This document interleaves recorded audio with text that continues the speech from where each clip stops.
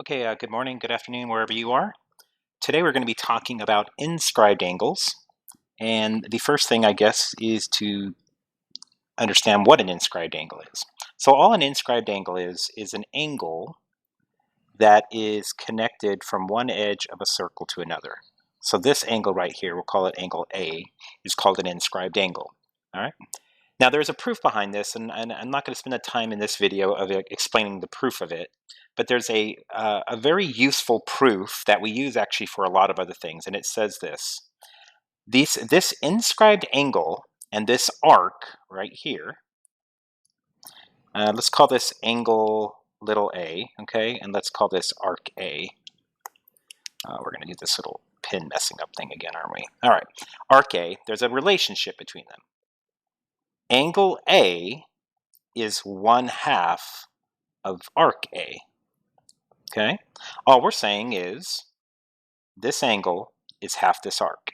Keep that in mind. You're going to use it for a bunch of things. You can bring a lot of other theorems and ideas from that one idea. So the arc is half the angle is half of the arc. That's the first thing we have to understand, all right? So let's do a couple things with this. And that's all the inscribed angle theorem is saying, right? The angle is inscribed in a circle, then the measure of the angle is half of the arc. All right, so example 1. Given that DF is 90 degrees, right? This is 90. Then what is angle DEF? What is this angle right here?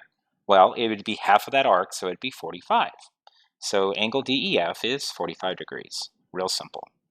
All right, so we're going to go through these pretty quickly because they're not hard. All right, if this angle is 36 degrees, then this arc would be twice that length, so it's 72 degrees. All right, next one.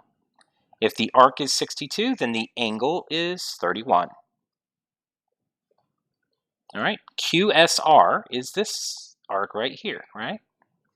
QSR.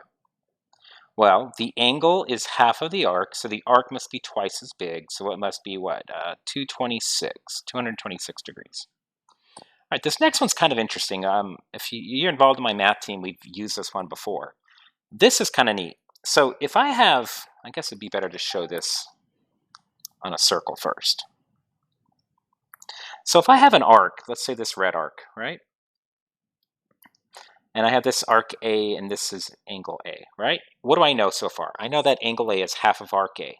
Well, now if I drew another arc, this arc over here, right? Right? I made that arc, and I made that arc B. Well, what do I know about angle A and angle B?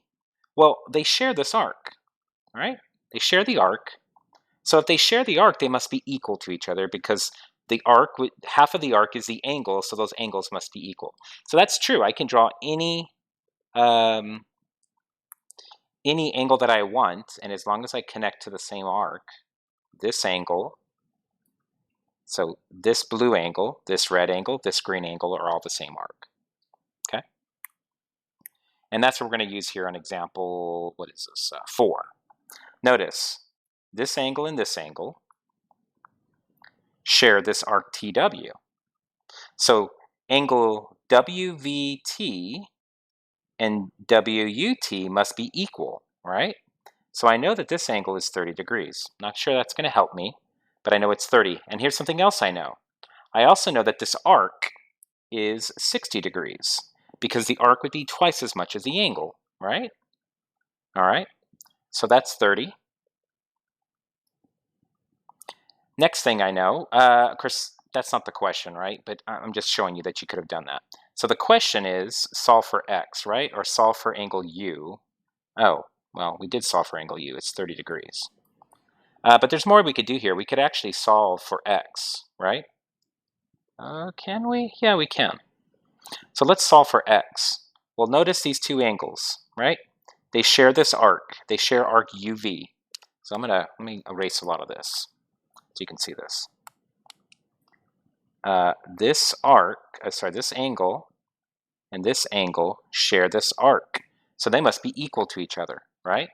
And if they're equal to each other, that then means that 3x plus 4 must be equal to 2x plus 9. So do the algebra. So what is that? X plus 4 equals 9. Minus 4 minus 4, so x equals 5. Real simple. And you can even figure out what the angle was if that was the question, right? All right, example 6. All right, so be careful here. Once again, look, arc BC. See arc BC? That angle and that angle are shared, right? This angle connects to the same spot, so these two angles must be equal. Angle A and angle D must be equal. So 6y minus 2 must be equal to 5y plus 8.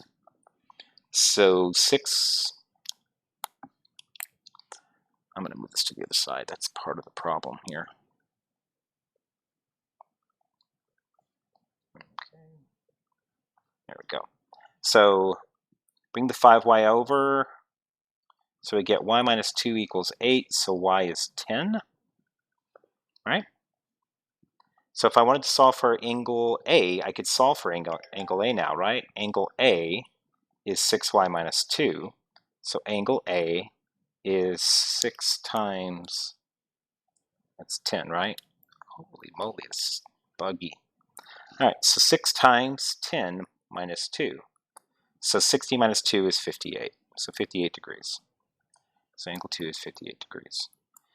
We could also solve for x if we wanted to, but that's not the question, so let's just leave that alone.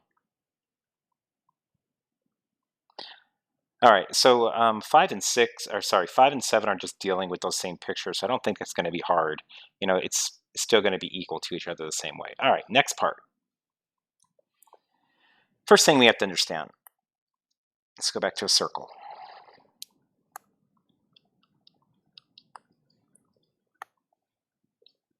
All right.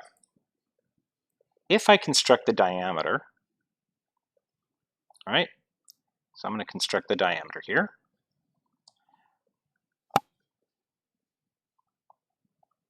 I know this is 180 degrees. I also know that this arc is 180 degrees, right? Okay, now watch. If I then construct an angle that touches that diameter, I know something about this angle, right? What do I know about it? Well, I know that from the arc is 180 degrees, right? That arc is 180, so this angle must be 90. And that's interesting because look, I could do it, let me do it in a different color. Let's do it in red here. So what if I did this angle right here? If it touches the diameter, it must be 90 degrees. And that is a rule in geometry, okay? That is a rule that we use. When you construct a circle and an inscribed angle is touching the diameter, it must be a right angle. So there's going to be a lot of hidden Pythagorean theorems in these types of problems, right? They're going to show you the angle. They're going to tell you that it's the an inscribed angle through the diameter, so it's going to have to be a 90. So keep that in mind, all right? So let's go back over here. So there's a couple properties, right? First one, right here. An inscribed angle of a triangle intercepts a diameter or a semicircle if and only if it's a right angle. So what are we saying?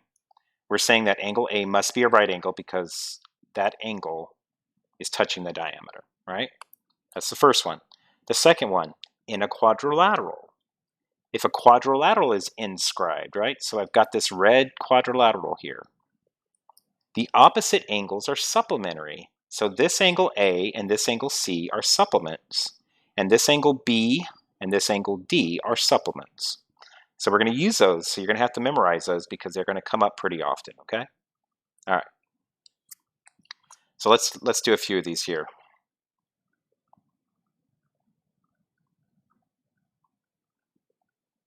All right, so example 3, sorry, I was looking at example 3. I almost felt like there was not enough information. All right, so we're going to call this x. Let's call it y, actually. You know what, I think I'm going to start with example 4, not example 3. So let's just start with example 4 here. All right, first things first. What do I know about angle x? Well, I know that angle x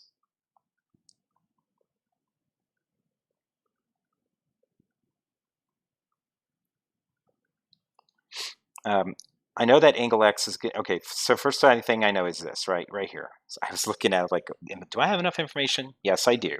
Okay, here's the trick. There's a diameter. So this is 180 degrees. So angle Y must be 90, right? Angle Y must be 90. Okay, so then what do I know? I know that x plus 12 plus x plus 90 must add up to 180 because it's a triangle.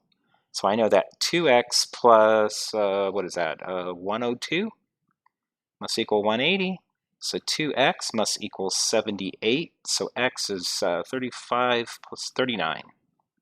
So x is 39 degrees. Oh, x is 39. It's not degrees, right? All right, so don't forget those diameters become useful. Once again, look here. I've got a diameter, right? So this is 180, so this is 90, right? So that's a 90. So I've got the same picture as before. Now, this time, let's do it a little bit faster.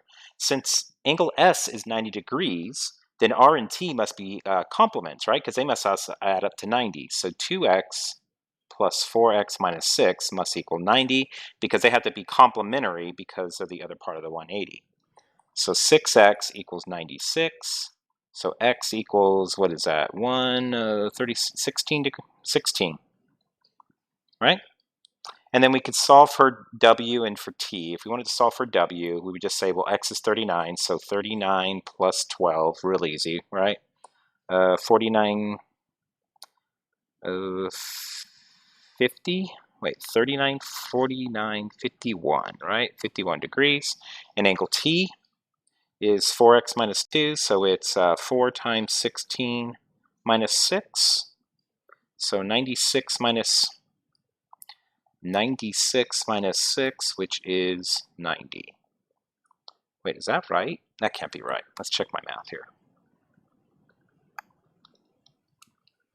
All right, x was 16. That's right. All right. So t is 4x minus 6.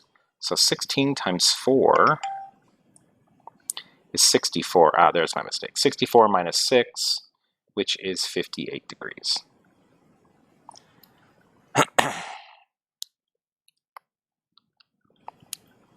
58 degrees. All right, number 5. All right, now notice we have a quadrilateral inscribed in a circle, which means, I'm going to do these in red, angle Q and angle S must be supplements. And angle P, I'm going to do this in a different color, right? Angle P and angle R must be supplements. So what do I know? Well, I know that 110 plus 2x must add up to 180. They have to be supplements. So 2x must equal 70. So x must be 35. And I also know that 3x plus 75 must add up to 180. So I know that 3x has to equal to 105. So x is 35, I believe. Yeah, 35 degrees. 35. Which is the same, right? I could have done either one. All right. And then what do they want to know? Angle R, well, 3 times 35 is 105, right? So angle R is 105. And angle S, real simple, 2x, right? So 70. All right, let's do one last one and we're done. All right, so this one could, if you weren't careful, it could turn into a system, but it's not, right? We know that this angle has to equal this angle. I think that's a typo. Let's do this math. I just want you to see it, all right? We know that angle X plus angle Z have to add up to 180. So, oh, it's not a typo. There we go. So 3y minus 7 plus 3y plus 1 equals 180. So we get 6y minus 6 equals 180. So we get 6y equals 186. So that's 31 degrees, right? Y is 31. And then I could solve for x, right? I know that 2x plus x plus 18 must also add up to 180. So 3x must add up to 168, I believe. No, 162. So x is, what is that, 54? X is 54. So angle x is 3y minus 7. So 93 minus 7. So what is that? 93 minus 7. 86, I believe. You can check my math if you need to. But that's all there's to this, okay? You know, I'm making these videos during the coronavirus, and I can tell you, if there was a group of lessons that I had to be teaching you online, these are it. They're not hard.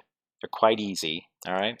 Just get these formulas down and understand these relationships, and this lesson should go pretty easy for you. All right, well, good luck with it, and have a good day.